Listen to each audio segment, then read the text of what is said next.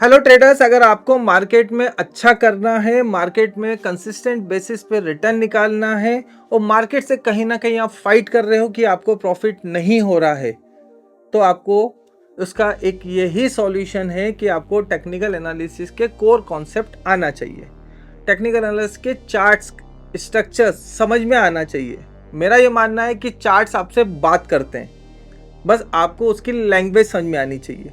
जिस दिन आपको चार्ट्स की लैंग्वेज समझ में आ गई तो आप मान के चलो कि स्टॉक मार्केट आपके लिए बहुत आसान हो सकता है और अननेसेसरी के लॉस जो आपको हो रहे हैं वो नहीं होंगे। तो मैं अपने वीडियो में टेक्निकल एनालिसिस की डेफिनेशन से लेके एडवांस टेक्निकल एनालिसिस तक पूरे वीडियो आप लोगों से धीरे धीरे करके शेयर करूंगा। तो आज मैं आप लोगों से जो कवर करने वाला हूं वो कवर करने वाला हूं व्हाट इज टेक्निकल एनालिसिस, मतलब definition of the technical analysis. Technical analysis की डेफिनेशन बोलती क्या है, जब आप चार्ट रीड करते हो तो आप करते क्या हो उसके अंदर, ठीक है। तो what is the definition of the technical analysis? Technical analysis की डेफिनेशन ये बोलती है कि to read the psychology of the market through charts. Market की साइकोलॉजी रीड करना चार्ट के थ्रू। मैंने यहां पे एक वर्ड यूज किया है साइकोलॉजी। क्या यूज किया है?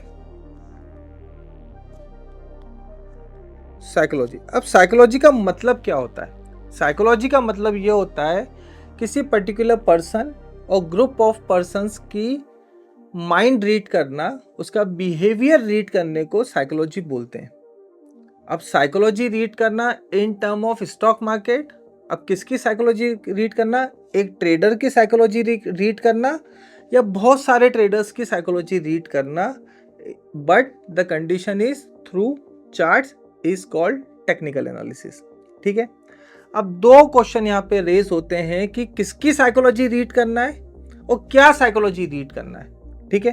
अब डेफिनेशन पे एक बार और आते हैं। मैंने वहां पे ये बोला था to read the psychology of the market through chart. Psychology of the market, ठीक है। अब मार्केट में कौन कौन होता है? मार्केट में या तो होगा बायर और सेलर, ठीक है।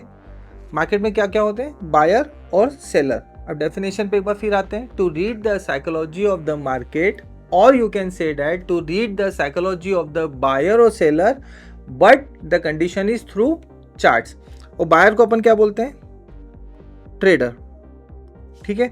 अब फिर से एक बार डेफिनेशन पे आते हैं। To read the psychology of the market और बायर और सेलर और trader, but the condition is through charts is called technical analysis, ठीक है। तो किसकी साइकोलॉजी रीड करना है? बायर, सेलर, मार्केट और ट्रेडर की, ठीक है। अब क्या साइकोलॉजी रीड करना है? अब क्या साइकोलॉजी रीड करना है? साइकोलॉजी ये रीड करना है कि buyer will dominate the market और seller will dominate the market. अगर बायर डोमिनेट करेगा मार्केट को तो मार्केट में डिमांड आएगी, तब market will go up of course. और सेलर डोमिनेट करेगा मार्केट को तो सप्लाई बढ़ जाएगी, market will go down. Clear है? तो किसकी साइकोलॉजी रीड करना है? बायर की, सेलर की और ट्रेडर की और मार्केट की, but the condition is through charts. क्या साइकोलॉजी रीड करना है? कि buyer will dominate the market और seller will dominate the market. If buyer will dominate the market, demand will generate, stock will go up. Seller will dominate the market, supply will come, then the stock will go down. Clear है? क्या psychology read करना है यहाँ पे?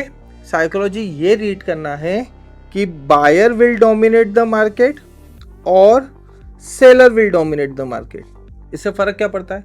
अगर market buyer dominate करेगा तो market will go up.